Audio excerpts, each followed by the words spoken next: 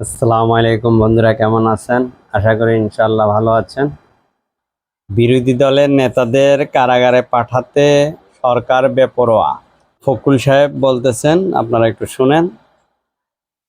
মনের দুঃখে মির্জা ফখরুল অনেক কিছুই বলতেছে, কারণ বাস্তবে ওনাদের জুলুম হচ্ছে, জেল হচ্ছে, বিভিন্নভাবে হয়রানি করা হচ্ছে। এটা না করার মতো নয়। আসলে বিএনপিকে হয়রানি, মামলা হামলা এবং কিছু মামলা রায় হচ্ছে।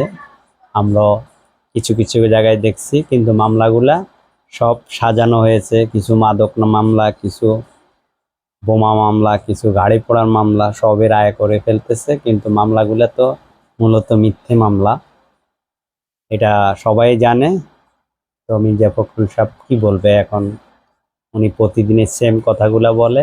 আমরাও চেষ্টা করি উঠিয়ে ধরার জন্য, কারণ সরকারের উচিত হবে, তারা 5 বছর তো আবার ক্ষমতা চলে আসছে, তাহলে মিথ্যা মামলাগুলা সঠিকভাবে বিচার হয় ভালো, তারা জামিনে বাইরে হয়ে যাবে এবং মামলাগুলা শেষ হয়ে গেলেই ভালো। কারণ আপনার তো সরকার হয়েই গেছেন, তারপরেও যদি তারা হয়রানি হয়, বিরোধী দল ঠিক আছে রাজনীতি করে, সবাই চেষ্টা করে ক্ষমতা আসার জন্য।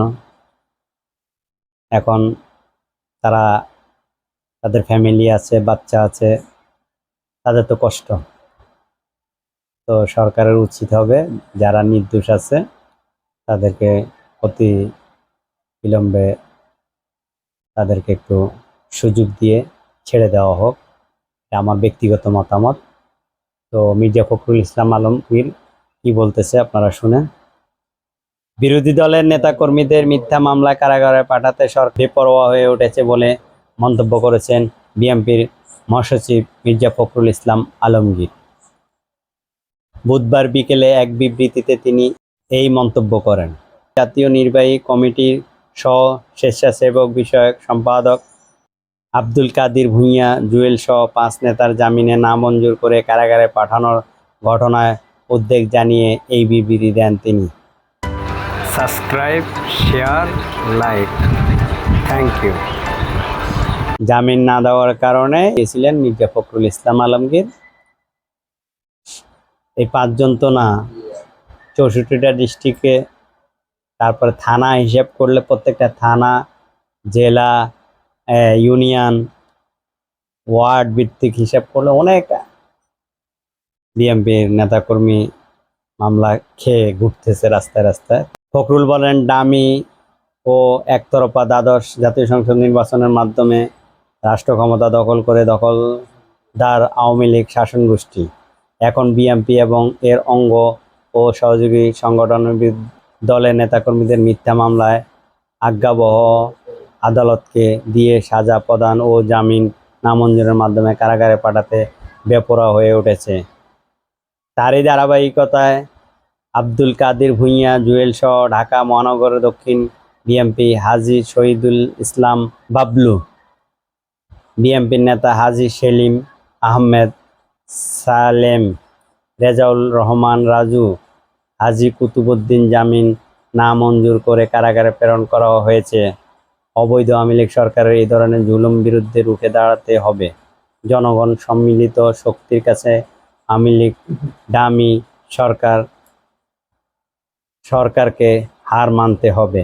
তিনি বলেন, সারা দেশে প্রতিনিয়ত আদালতের মাধ্যমে বিএনপি সহ বিরোধী দলের নেতাকর্মীদের মিথ্যা মামলায় সাজা প্রদান ও জামিন নামঞ্জুরের মাধ্যমে মির্জা ফখরুল ইসলাম আলমগীর প্রত্যেক দিন ব্রিফে সেম তাদের নেতাকর্মী জুলুম নির্যাতন বলেই। শুধু বিএনপি না, তার সাথে হেফাজত ইসলাম আছে, তারপরে আছে গণ অধিকার পরিষদ আছে, আরও কিছু কিছু সংগঠন আছে। আসলেই তারা রাজনীতি করে বিপাকে আছে, বিভিন্ন ধরনের মামলা হামলায় নিয়ে তারা চলতেছে। যাই হোক, বাংলাদেশে কবে শান্তি আসবে সেটা আল্লাহই ভালো জানে। কারণ বাংলাদেশের রাজনীতি কখনোই শান্তি ছিল না, আজও শান্তি নেই। কারণ আমরা বিগত দেখলাম এস আলম, তারপরে সাবেক আইজিবি বেনর্জি, আব্দুল আউয়াল, এরকম আরও বড় বড় দুর্নীতি যারা করেছে তাদের এই দেশে বিচার হয় নাই, মুখও প্রকাশ করে নাই। প্লাস কেয়ারটেকার গভর্নমেন্ট যারা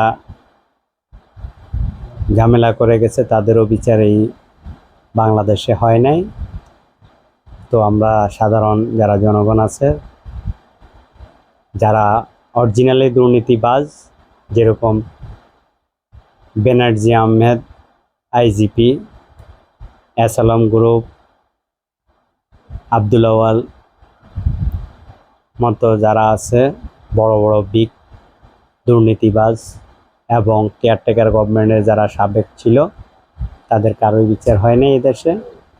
তাই প্রত্যেকটা অন্যায়গুলা বেশি বেশি হচ্ছে। তো বন্ধুরা, তাহলে কমেন্টে জানাবেন।